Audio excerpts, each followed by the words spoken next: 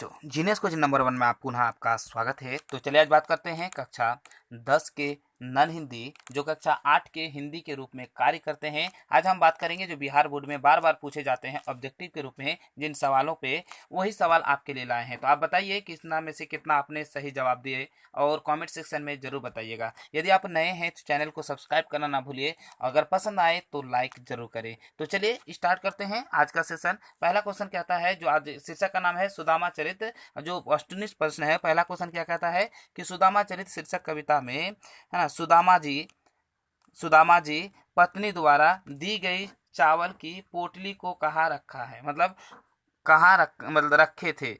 ए packet में, B कांख में, सी झोला में, या डी चटाई में। ये जो रखे थे वो कहाँ रखे थे आपको बताना है। ठीक है, तो वो जो रखे थे कहाँ पे रखे थे, कांख में रखे थे। नंबर क्या हो जाएगा, बी हो जाएगा इसका राइट आंसर। चलिए देखते हैं सवाल नंबर 2 में क्या कहता है कि कृष्ण जी के बाल सखा सुदामा जी क्या करते थे। ए भिक्षा मांगकर भोजन करते थे, बी फैक्ट्री में काम करते थे, सी दुकानदार थे, या डी किसान थे। वो जो थे वो क्या थे आपको बताना है। तो वो हमारा क्या हो जाएगा, शिक्षा मांगकर भोजन करते थे, यानी ऑप्शन नंबर क्या हो जाएगा आपका ए हो जाएगा राइट आंसर। क्या हो जाएगा ऑप्शन नंबर ए। चलिए देखते हैं सवाल नंबर 3 में क्या कहता है कि आगे चना गुरु मत दिए दिए ते लाए, तुम चाबी हमें नहीं देने। यह पंक्ति किसकी है। ये जो वाला जो पंक्ति है ना, ये पंक्ति किससे लिया गया है। ए कृष्ण की, बी सुदामा की, या डी द्वारपाल की, या सी द्वारपाल की, या डी गुरु की। ये जो है पंक्ति लिया गया है, कहाँ से लिया गया है आपको बताना है ना। क्या करना है आपको बताना है। तो 3 नंबर का जो राइट आंसर हो जाएगा क्या, ये कृष्ण की। तो ऑप्शन नंबर क्या हो जाएगा आपका ए हो जाएगा। क्या हो जाएगा ए। चलिए देखते हैं सवाल नंबर 4 में क्या कहता है कि सुदामा चरित शीर्षक कविता के किस से हमारा परिचय कराती है। ए प्राचीन गद्य से, बी हिंदी के आधुनिक रूप से, या डी सी आधुनिक गद्य से, या डी खड़ी बोली हिंदी के अतीत से, है ना। क्या हो जाएगा, अतीत से हो जाएगा आपका। क्या हो जाएगा, अतीत से। ठीक है, तो आपको बताना है इसमें से राइट आंसर हो जाएगा वो क्या हो जाएगा सवाल नंबर 4 का। तो वो क्या हो जाएगा, खड़ी बोली हिंदी के अतीत से, यानी ऑप्शन नंबर डी हो जाएगा राइट आंसर। चलिए देखते हैं सवाल नंबर 5 में क्या कहता है कि श्री कृष्ण की इनके पांव को अपने आंसू जल से धो दिए। ए राधिका, बी प्रेमिका, सी मित्र सुदामा, या डी रुक्मणी। आपको बताना है इसका राइट आंसर क्या हो जाएगा 5 नंबर का। तो 5 नंबर का क्या हो जाएगा आपका मित्र सुदामा, ने ऑप्शन नंबर सी हो जाएगा आपका राइट आंसर। क्या हो जाएगा ऑप्शन नंबर सी। चलिए देखते हैं सवाल नंबर 6 में क्या कहता है कि उपानाह का अर्थ होता है। ए उपग्रह, बी जूता, सी कुर्ता, या डी गंजी। ये आपको बताना है उसका अर्थ क्या होता है ना। क्या होता है उसका अर्थ क्या होता है, किसका, उपाना, है ना। इसका जो अर्थ होता है वो क्या होता है आपको बताना है सवाल नंबर 6 का। तो यहाँ पे क्या हो जाएगा, उपग्रह, या फिर जूता, या कुर्ता, या गंजी। तो ये हमारा क्या हो जाएगा, जूता, यानी ऑप्शन नंबर बी हो जाएगा राइट आंसर। क्या हो जाएगा ऑप्शन नंबर बी। ठीक है, चलिए देखते हैं सवाल नंबर 7 में क्या कहता है, गौर से देखिएगा कि जद्दू वंशमणि किन्हें कहा गया। ए जरासंघ को, बी कंस को, या सी कृष्णा को, या डी शिशुपाल को। ये जो कहा गया था ये किसे कहा गया था आपको बताना है। तो ये कहा गया था किसको, श्री कृष्ण को, यानी ऑप्शन नंबर सी हो जाएगा इसका राइट आंसर। चलिए देखते हैं सवाल नंबर 8 में क्या कहता है कि कृष्णन ने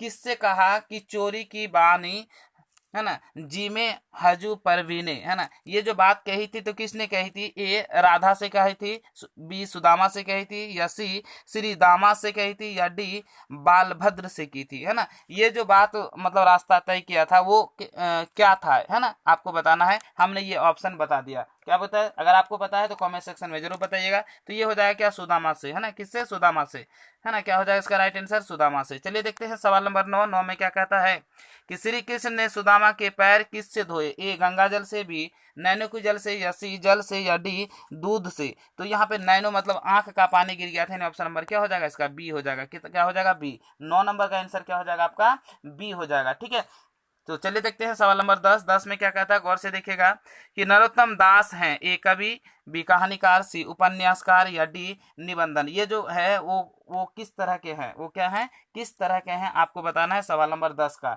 तो 10 नंबर में जो होगा वो कवि है, यानी ऑप्शन नंबर क्या हो जाएगा ए हो जाएगा राइट आंसर। ठीक है, चलिए देखते हैं सवाल नंबर 11 में क्या कहता है ना। क्या कहता है आपका पगा शब्द का अर्थ क्या है ना, पगा शब्द का अर्थ क्या है आपको बताना है। तो क्या होता है, ए धोती, बी कमीज, सी पगड़ी या डी पायजामा, आपको बताना है। इसका राइट आंसर क्या होगा 11 नंबर का, तो क्या हो जाएगा आपका पगड़ी, यानी ऑप्शन नंबर सी हो जाएगा राइट आंसर। ठीक है, चलिए देखते हैं सवाल नंबर 12। 12 में क्या कहता है, किन को है ना, किन को अपने दरिद्रता पर है ना क्षोभ था, ए सुदामा जी की पत्नी को, बी कृष्ण जी को, या सी भिखारी को, या डी द्वारपाल को। आपको बताना है इसका राइट आंसर क्या हो जाएगा 12 नंबर का, तो क्या हो जाएगा ए हो जाएगा, यानी ऑप्शन नंबर ए हो जाएगा इसका राइट आंसर। ठीक है, क्या हो जाएगा आपको ऑप्शन नंबर ए, 12 का क्या हो जाएगा ए हो जाएगा। ठीक है, चलिए देखते हैं सवाल नंबर 13। 13 में क्या कहता है कि सुदामा चरित शीर्षक कविता किस भाषा में लिखी गई है, ए उड़िया में, बी ब्रज भाषा में, सी पंजाबी भाषा में, या डी नेपाली भाषा में। तो इसका जो राइट आंसर है 13 नंबर का वो क्या हो जाएगा आपको बताना है। ठीक है, तो क्या हो जाएगा आपका